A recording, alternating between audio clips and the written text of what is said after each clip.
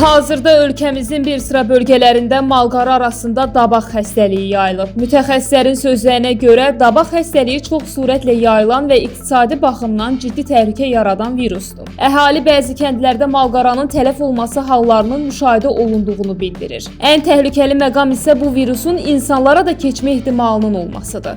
Mütəxəssislərin fikrincə xəstə heyvanların ətindən və südündən istifadə insan sağlamlığı üçün risk yaradır.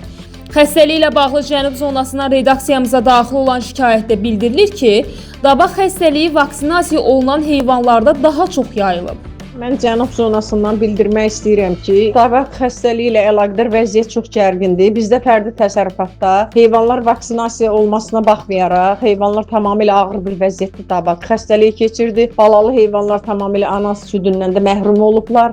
Əvvəlcə heyvanlar ağzından, ayağından və yelinindən ağır xəstəlik tutdular. Yemirlər, qızdırmaları yüksək olur. Kim vaksinasiya elətdiribsə, onların heyvanları ağır dabaq xəstəliyi keçirdir və bu da heyvanların tələf olmasına səbəb olur. Azad İstehlakçılar Birliyinin sədri Eyyub Hüseynov Şərq TV-yə açıqlamasında deyib ki, xəstəliyin bu qədər geniş yayılmasının səbəbi ölkəyə gətirilən xəstəlik əleyhinə vaksinlərin keyfiyyətsiz olmasıdır.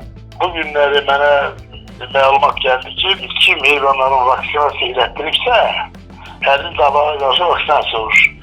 Kim vaksinasiya elətdiribsə, o heyvanlar xəstələnibdir. Elətdirməyənlər xəstələnməyibdir. Bu o deməkdir ki, ölkə külli miqdarda saxta və yaxud lazımsız vaksin gətirdikdir. İndi burada tender olubdur, nə bilim, milyonlar olubdur, nə olubdur, ondan bilmirəm çox təəssüf. Lakin ictimai rəy bu cürdür ki, vaksinlərdə problem var. Düzdür, deyirlər ki, dabaq xəstəliyi insanlara təsir etmir. Mən düşünürəm ki, o düzgün fikir deyil.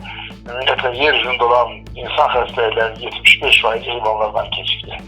Qida Təhlükəsizliyi Agentliyi, Kənd Təsərrüfatı Nazirliyi ciddi işlər görməlidir və heyvanı xəstələnmiş insanlara müəyyən kompensasiyalar verilməsi vacibdir.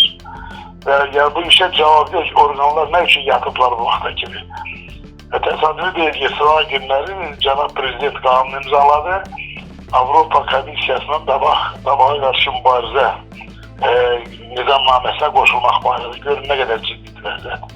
Təsbih dövlət orqanları bu işlə məşğullar, maaş alırlar, iş görürlər güya. Əhalinin bəs heyvanları qırılır. Buna kimsə cavabdeh olmalı deyil.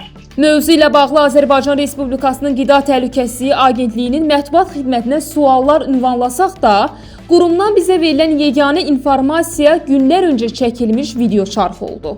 Son dövrlərdə su təhlükəli heyvan xəstəliklərinin yayılma riski barədə məlumatlar əldə edilmişdir. Və onu da qeyd edeyim ki, ölkəmizdə də endemik olan su təhlükəli heyvan xəstəlikləri mövcuddur. Və buna görə də həm ölkəni xaricdən keçə bilən xəstəliklərdən qorumaq, həm də ölkə daxilində mövcud olan xəstəliklərin baş verməsinin qarşısını alması üçün müvafiq məhdudiyyət tədbirləri həyata keçirməyə zərurət yaranmışdır.